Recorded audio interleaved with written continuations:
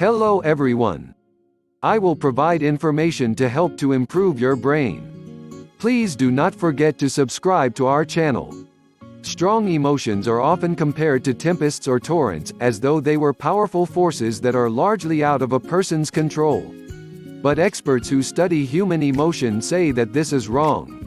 People are not the helpless victims of their emotions. To a great extent, they can control both the feelings they experience and also the intensity of those feelings, whether they're dealing with a volatile coworker or a pandemic. Most people walk around with a pretty dim idea of what emotions are, and an even dimmer idea of what they can do with them, says James Gross, a professor of psychology at Stanford University and director of the Stanford Psychophysiology Laboratory. But if we look at how emotions arise, we can identify points at which people can interfere with or modify that process. Gross explains that fear, concern, joy, and other feelings are the products of thoughts, which people have in response to the stuff that occupies their attention. Attention, meanwhile, is largely dictated by the situations in which people find themselves. To summarize, situations direct attention, which leads to thinking and, finally, to feeling. Understanding this sequence is helpful, he says, because it allows a person to take steps to either avoid the situations that give rise to unhelpful emotions or to adjust those emotions once they've formed. And one of the most effective and evidence-backed ways for people to adjust their emotions is a technique that psychologists call cognitive reframing, also known as cognitive restructuring or reappraisal. Cognitive reframing is a major component of cognitive behavioral therapy (CBT), now widely considered the gold standard in psychotherapy, and it involves challenging and changing the underlying thoughts that give rise to unhelpful emotions. The premise behind cognitive reframing is that it's not really the things that happen in life that drive our emotions and behaviors, it's the way we think about those things.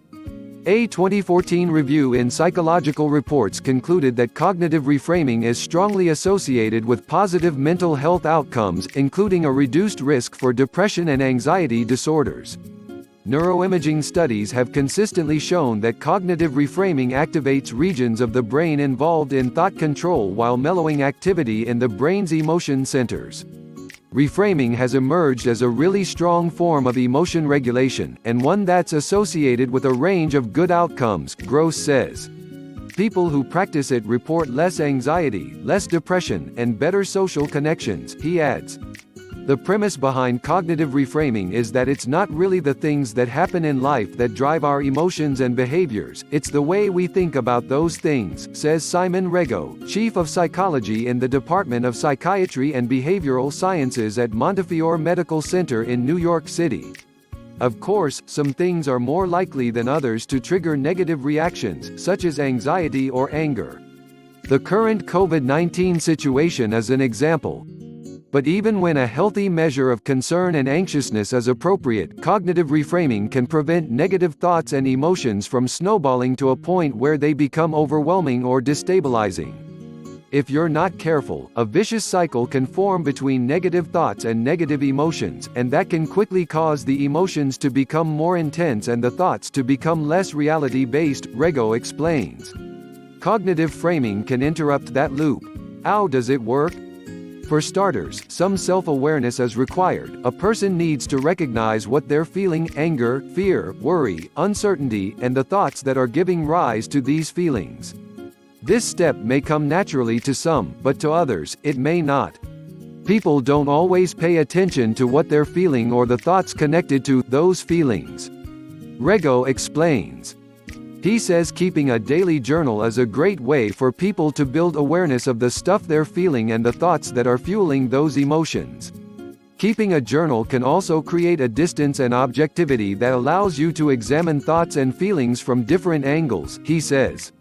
Mindfulness training, even a smidgen, such as an introductory podcast or YouTube lesson, can also be helpful. The essence of mindfulness is developing the capacity to direct attention to thoughts and feelings in a non-judgmental way, Gross says. And this is exactly the type of trainable skill that makes effective reframing possible. People confuse mindfulness for something mystical or new agey, but you don't have to meditate or sit in the lotus position to do it, Rego says. Whatever situation you're in, you can practice mindfulness by letting go of distracting or preoccupying thoughts and focusing your attention on what you're doing in the present moment. You can do it while you're brushing your teeth or eating a meal, he adds. Once you've drawn a bead on your emotions and you've identified the thoughts giving rise to them, you're ready to do some reframing.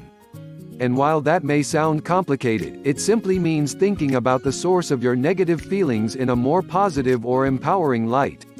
Gross gives a timely example. COVID-19 is presenting everyone with hardships.